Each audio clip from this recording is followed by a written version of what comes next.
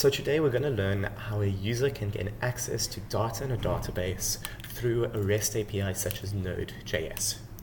And this can best be explained using these three blocks you see here. You have a user, a backend, and the database. And all of these are going to communicate with one another to achieve the ultimate task of getting the user some data or doing something with that data.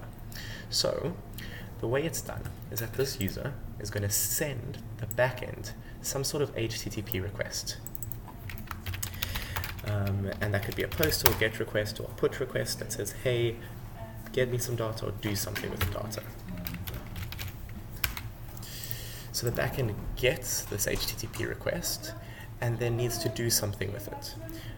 In our case, it's going to get some data from a database.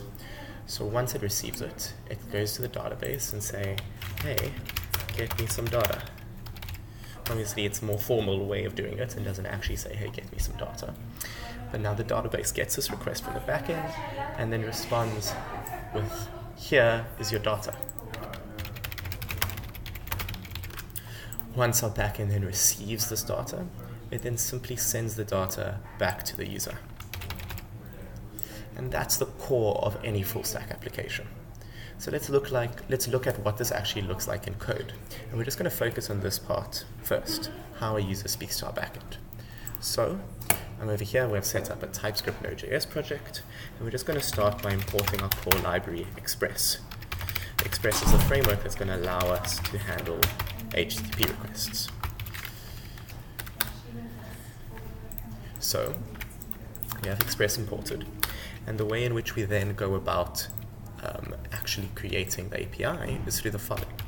We create an instance like this, and this app is the core of the backend, and we simply say app.get and the URL. So this is saying at this URL / we're going to do something. So when the user hits this endpoint, the following function is called, where you have a request and a response. The request is the actual data that's sent in the request, and the response is what's sent back. And for the time being, we're just going to do something very simple and say res.send hello world. And the way then we start the server or listen for requests is as following. App.listen at the port that you want to do it at, and then just a little cheeky message to say, hey, it's actually working. Cool. So if we go into terminal and we run beyond start to start the backend, we should see the following starting. Awesome. Let's make sure our endpoint at / works. And there it is. At / we get the response, hello world. Awesome. It's working as following. So we've done the first half, this part. Now let's look at how the backend speaks to the database. This is a little bit more complex. The way this then works is that we need to connect to our database. In our case, we're using something called MongoDB, and we can go into the details later throughout the course. But all you need to do is you need to import the library from MongoDB, and you need to connect to it. So the way you do that is mongo.connect, and the URL string which can be provided from the database. We don't need to worry about it for now, and we'll go into more details as to how this works in future.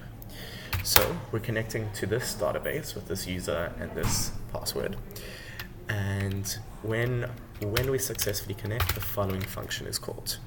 We have an error, if there's an error, and the actual instance of the database.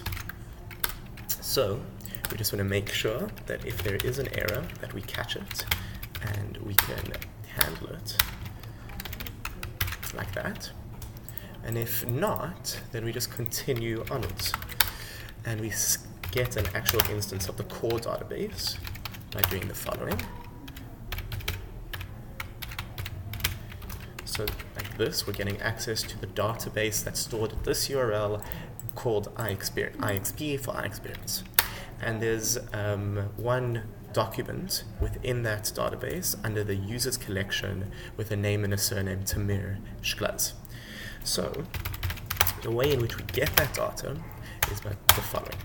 Await database that we just created, dot collection user,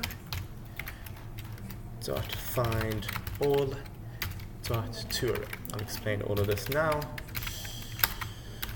So all this is saying is go to this database, go to the user collection, find all the documents, because we're not specifying any particular query, and then just return it as an array. Once we've done that, we just want to make sure we're getting console.log users, and then simply send it back to the client. If I could spell. There we go.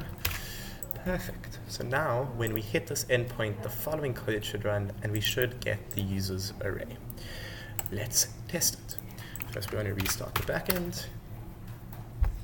Perfect. And send. There you go. And there you can see the data that's stored in the database, the name Tamir, surname Shklaz, and the ID. And if you open the console, you can see that it was logged over here. And that's how to connect to a Node.js API and a database.